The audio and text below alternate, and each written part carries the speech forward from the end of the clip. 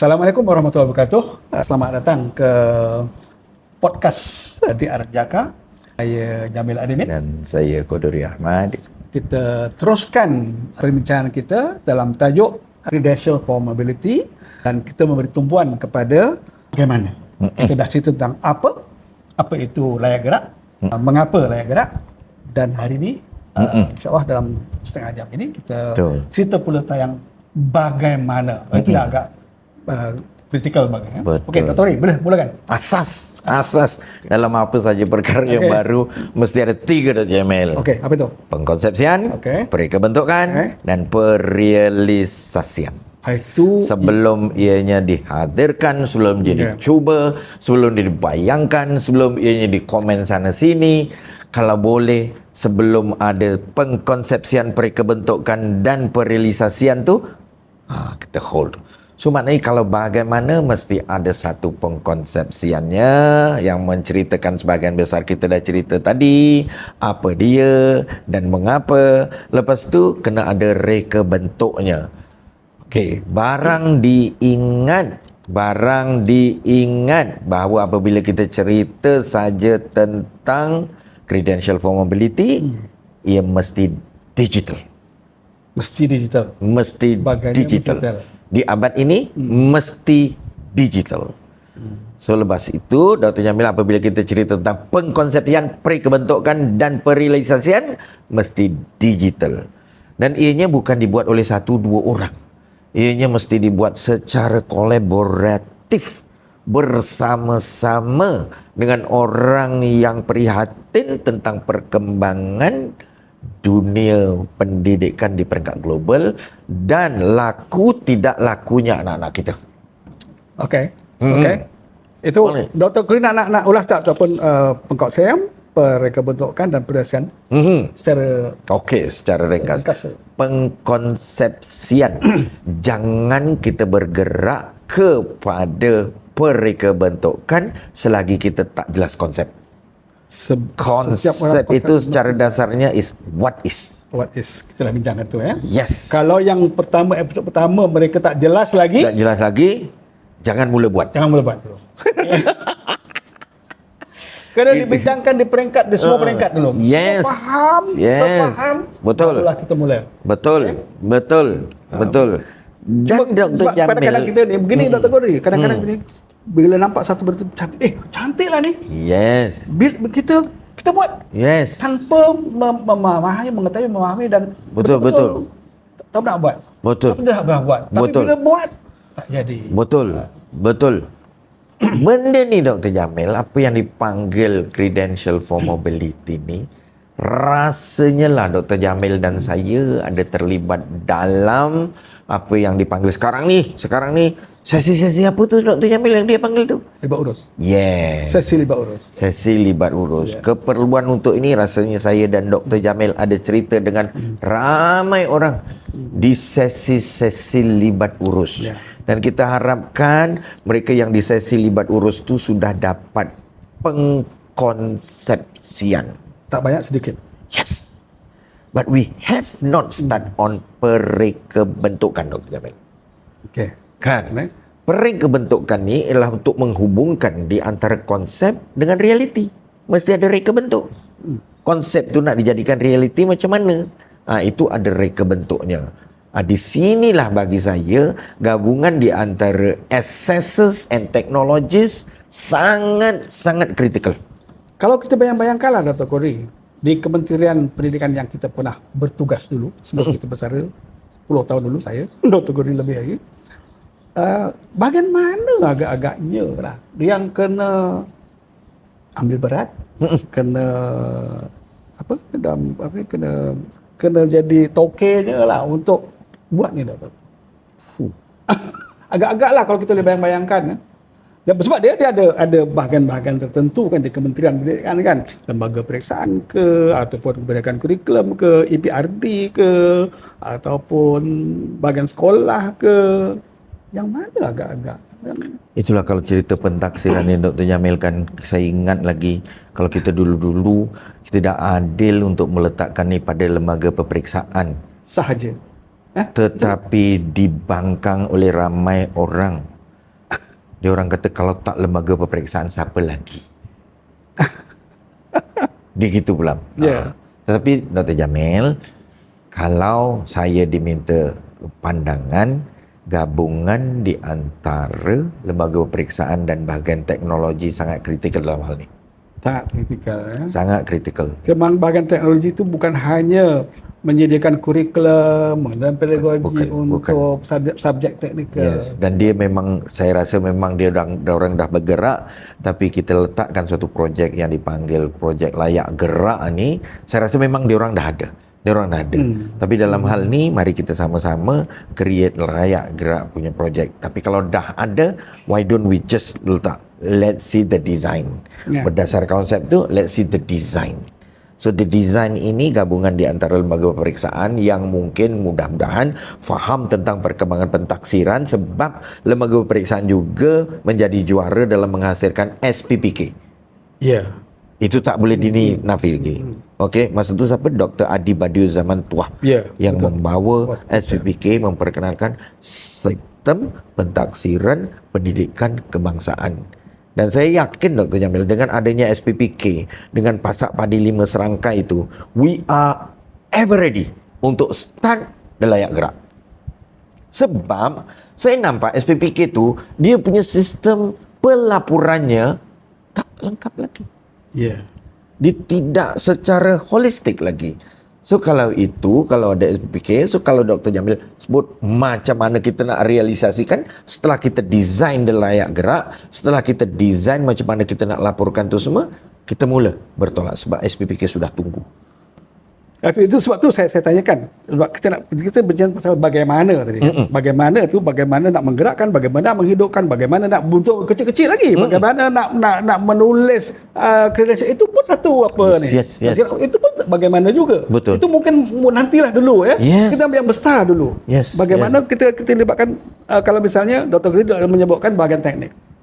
Sebab bahagian teknik selama ini kita lihat, saya minta maaf kalau rakan-rakan di bahagian teknik atau rakan-rakan kita pemuka-pemuka ataupun pembesar-pembesar lah, orang-orang rakan-rakan kita di bahagian teknik. Kalau mereka hanya bercerita tentang kurikulum pendidikan mata pelajaran teknik dan vocational, tapi tidak menceritakan, mungkin ada, saya yang tak tahu lah, tapi what next? Tapi saya bukannya bahagian teknik tu Dr. Jamil. Apa? Nah, bahagian teknologi. Teknologi. Bukan yang teknik tu. BPTP. Teknologi. Okey. Mereka yang powerful. Menyediakan prasarana untuk melaksanakan credential for mobility ini. Credential for mobility ini gabung tenaga dengan lembaga peperiksaan, tapi bukan mereka saja. Mereka yang champion. Tapi akan melibatkan lagi semua orang yang... Ya, tapi saya rasa masih boleh juga bahagian teknik apa tu pun boleh. Dia boleh. Dia menyediakan apakah kemahiran. Definitely. Kemahiran atau kompetensinya sebagainya. Dan kata otomobil. Otomobil, Dr. Qadri punya bidang. Selepas dia menguasai atau tadi penguasaannya, dia kompeten. Dan dia karakternya pun ada kejadian apa ada kan. So, mereka saja yang tahu kan. Untuk contohnya membaiki kereta kan. Dia bukan hanya boleh membaiki kereta, stop. Tak. Betul. Dia kena tahu dia punya kos je, bagaimana untuk supaya kereta ini tahan lama, supaya macam-macam lagi kan. Betul. Jadi di situ mereka yang tahu. Kemahiran kecil tadi, specific field tadi tu mereka yang tahu. Dan mereka kena menyumbang dalam usaha ini. Ya betul. Contoh kalau spesifik Dr. Jamil dah sebut otomobil tadi. Kalau yang dulu secara tradisional Dr. Jamil, saya kena belajar semua sampai hujung ambil SPBM, periksa. Saya mungkin gagal Dr. Jamil. Saya mungkin gagal. Sebab tidak menguasai periksa-periksa ini. Walaupun di tengah ni saya memang terror betul dalam bentuk gear. Gear tu memang saya suka betul. Dan gear tu, gearing system tu, gear 1, gear 2 tu semua, itu sistem tu. Itu saya terror. Engine tak terror.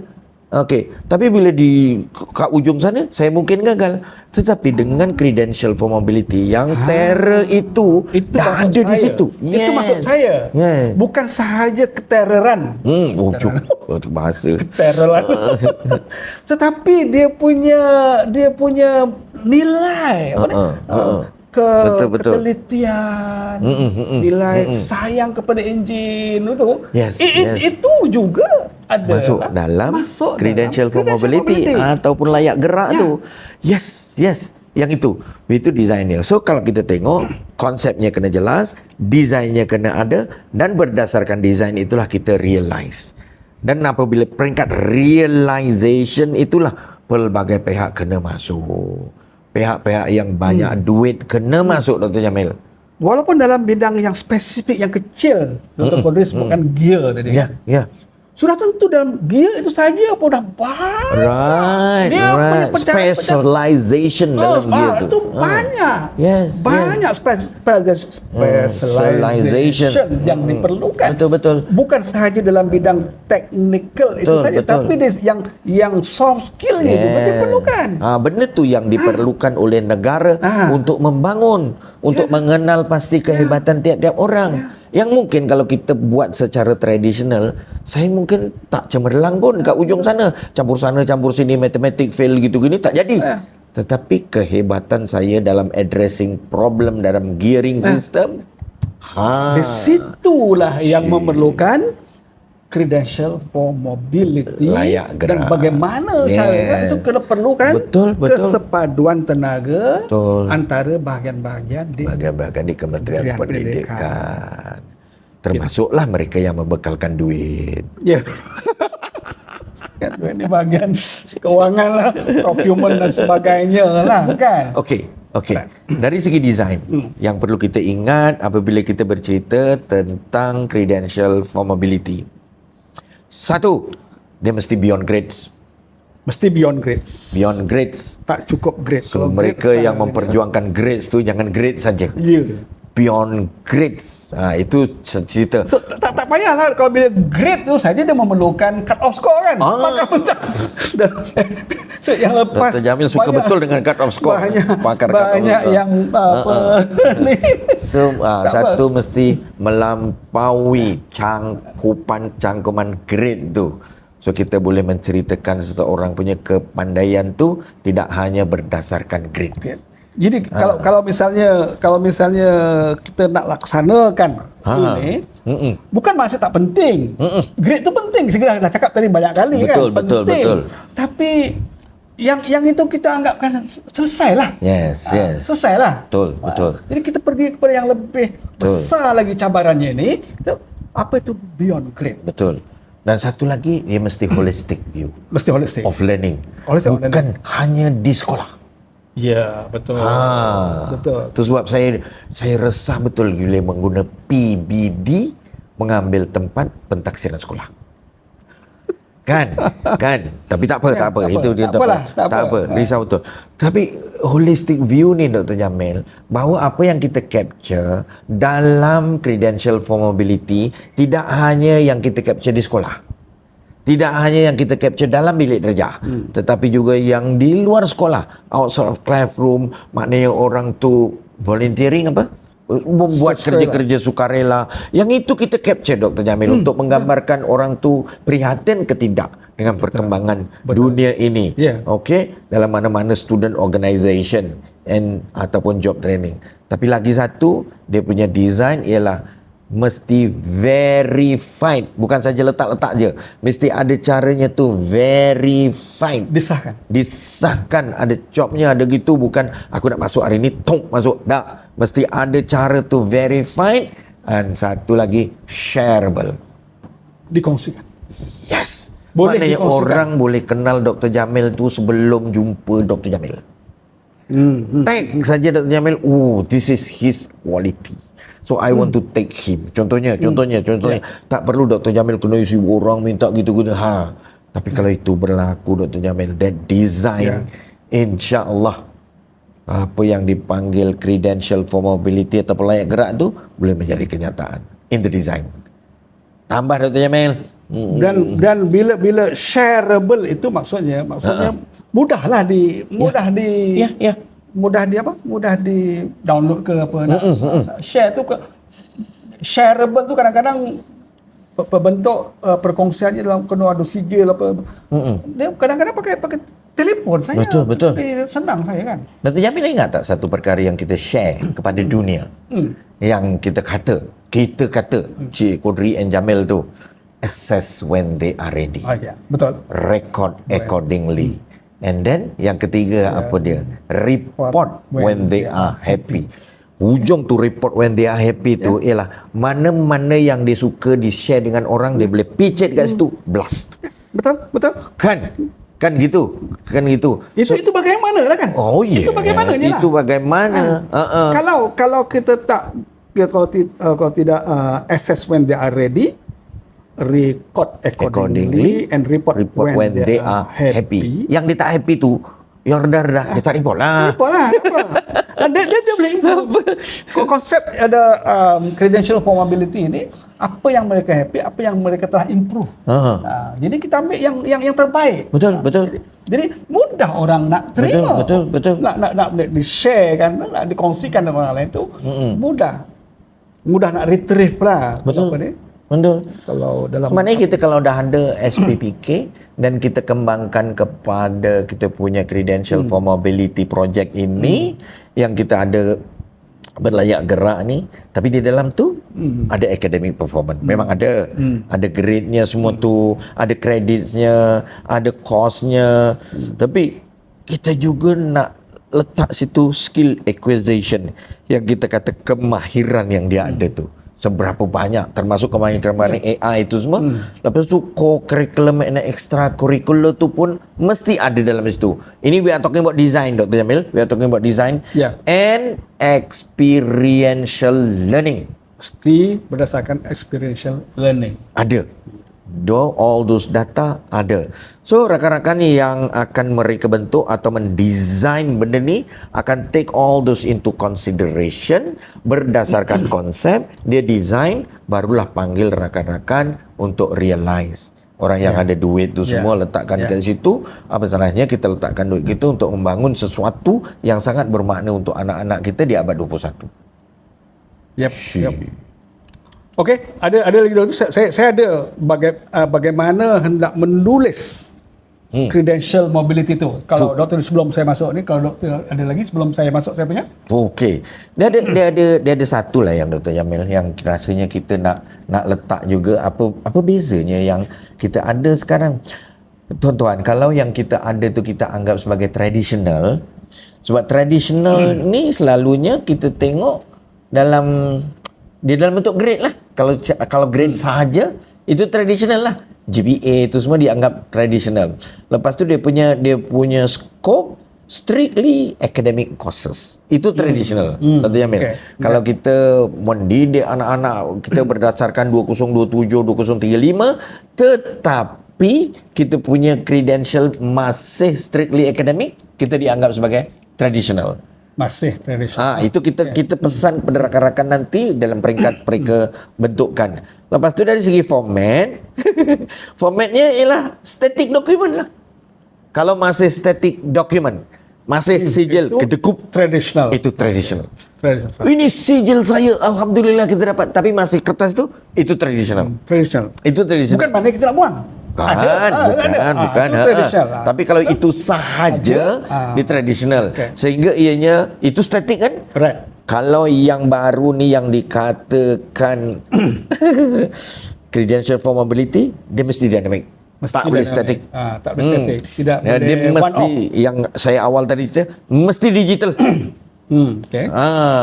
And mesti machine readable. Machine readable. Bentuknya. Machine readable.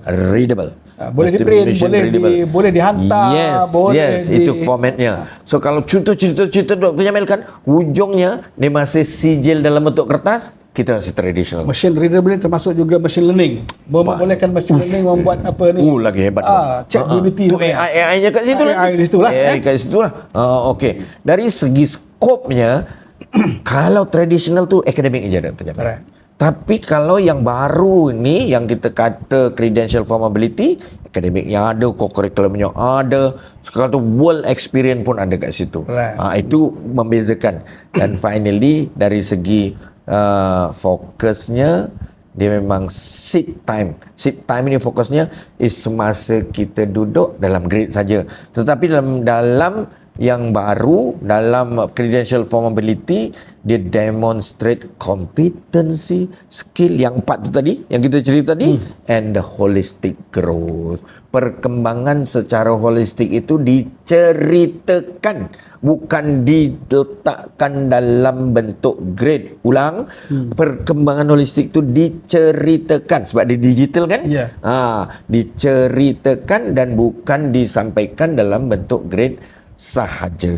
Okey, kalau kita boleh letakkan konsepnya, desainnya dan perealisasiannya dalam bentuk itu, insya-Allah apa yang dipanggil layak gerak tu jadi. Tambah Dr. Jamil. Di situlah datangnya nanti machine learning boleh baca dan dia masuk dalam ChatGPT, sebutnya tulis dia Dr. Qadri Ahmad. Dia boleh buat satu cerita apa ni yang berbentuk apa ni, naratif. Kahwin dengan Haniza Hamzah. Kahwin Hamzah. Semua ada. Semua ada di situ. Jadi dia kata comprehensive learner record. Comprehensive learner record. Yes. Dan bila tanya siapa dia ataupun tanya dia adakah Dr. Qadri layak untuk menjadi CEO apa-apa saya cakap dia akan baca. Yes. Baca daripada digital tadi kan. Betul. Di situ Kelebihannya. So bila orang tanya nanti Dr. Jamil, kalau kita dah address apa, mengapa dan bagaimana, masa tu orang tanya, do you have CLR? Do you have comprehensive learner record? Do you have credential for mobility? Dr. Jamil kata, no, we don't have. Malu lah kita kan? Tak.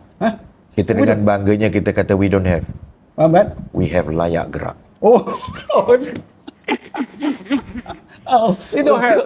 Untuk menggambarkan bagaimana layak gerak tu duduk di hadapan credential for mobility, layak gerak tu duduk di hadapan for CLR. No, we don't have CLR, but we have layak gerak. We don't have credential for mobility, but we have layak gerak. Itu yang secara besarnya secara apa ni global tentang bagaimana kita nak buat credential for mobility atau layak gerak tadi. Secara besarnya kita melibatkan siapa yang akan buat, kita yang melibatkan bagaimana apa benda-benda yang dimasukkan.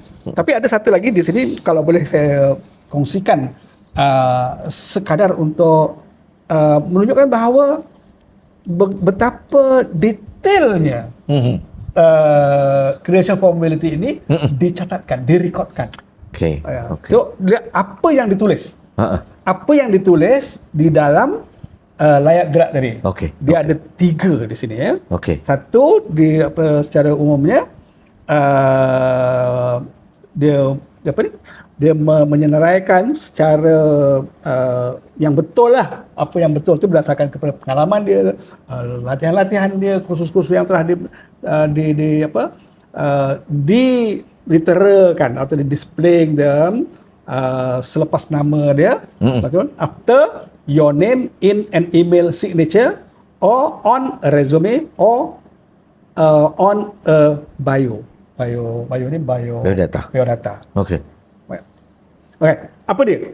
Dalam dia kata in your email signature, byline or nameplate. Tapi apa ni, keluarkan kad itu je, dalam kad tu ada chip dan sebagainya kan. Dia boleh masuk mesin, dibaca, keluar semua. Apa benda?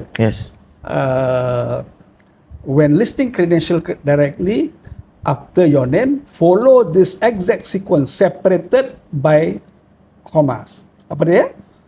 Highest academic degree. Ada di situ. Tak ada. Kena keluar. State your permanent, highest earned degree, PhD, contohnya PhD, master dan sebagainya kan. Highest academic degree. Yang kedua, professional license. Ada. Keluar. Termasuklah apa? State issued licenses required to practice. CPA apa ni dan sebagainya lah. Semua keluar itu. Yang seterusnya, state designation. State designation. Apa designation? CEO, Yes. ketua pengarah dan sebagainya. Nazir. Nazir pun masuk kan? Ya. Any elevated state granted authority. Tu. Dan seterusnya ialah national certification. Pun ada dalam dia punya email signature. Keluar email signature by land or name plate. Itu 1, 2, 3, 4, 5 tu ada. Akan ada. 1, 2, 4 ada. National certificate designation awarded by accredited boards. Apa accredited board kat Malaysia ni. Yes. Majlis Guaman ke, majlis apa ni, kejuruteraan dan sebagainya. Tokoh guru. Ada semua tu. Kemudian on your resume or CV, avoid listing a soup of letters right next to your name at the top. Apa ni? Instead, present them strategically. Apa dia? Summary section. Highlight your top 1 to 2 prestigious or job relevant credential in your career summary. Contohnya apa? Marketing director. Marketing director with PMP and MBA. Ini sijil lah MBA. Ini benda-benda ni kalau kita nak cari kerja Dr. Yamin, ini yang kita perlu mengarang 2-3 hari kan tak jadi-jadi. Tapi kalau sedangkan ada benda dah ketekat. Kali ya. Atau bagi dedicated certification section. Create a dedicated licenses and certification section near the bottom of your resume. Kat bawah tu to list the full name of the certification, the issuing organisation and the date obtained. Bila dia dapatnya.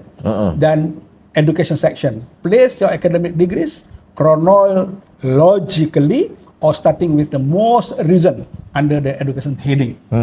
Itu education section. Itu yang kedua dalam resume ataupun CV, curriculum vitae. Yang ketiga professional bios and LinkedIn. Apa tu Dr. Yamin? Ini sekarang ni orang-orang sekarang ni orang profesional ni, anak-anak kita semua dia pakai ni. Ada dia punya. Ada dalam apa ni. So, sebut je nama ada dalam LinkedIn ada. Okey. For speaker bios. Website profiles or LinkedIn headlines, you have more flexibility. Betul. Stick your own name dan sebagainya lah, sebut apa paper yang you pernah tulis, seminar yang sekarang ni saya lupa semua Dr. Yamin. Lupa semua. ada. Seperti dalam yang ada primary credential, contohnya marketing manager, MBA, PMP dan sebagainya. Yes. Di situ apa yang perlu ditulis dalam kita punya credential. Itu nantilah. Karena ni kita belum apa lagi, tapi boleh kita jadikan sebagai contoh. Jadi maknanya tak susah kalau kita nak buat. Bagaimana tu tak susah sebenarnya, sebab kita nak ada contoh. Dan malahan kita boleh buat yang lebih baik daripada apa yang mereka buat. Betul. Lebih baik lagi daripada apa yang mereka buat. Jadi saya rasa lebih mudah lagi bagi kita. Jadi saya rasa sebagai summary. Tu address saya pernah ditanya dalam international seminar di negara kita lah, orang tanya apa yang seharusnya kita lakukan pada pentaksiran ini. Pernah orang tanya. Saya jawab 2 Dr. Jamil. Broaden the base, re-engineer the system. Kita bercerita tentang credential for mobility ni Dr. Jamil, addressing yang itulah. Bahawa apa yang kita ada dalam pentaksiran, yang kita rangka, yang kita usahakan dan yang kita tandakan tu perlu kita luaskan. Jangan hanya academic qualification. Dan apa yang telah diperkenalkan oleh kerajaan Malaysia ialah meluaskan benda tu. So kita kena address. So that broaden kita punya base of pentaksiran, tetapi itu tak mungkin boleh dilakukan kecuali kita re-engineer the system. Dalam re-engineering the system di abad 21 itu mesti digital Dr. Jamil. Kena digital.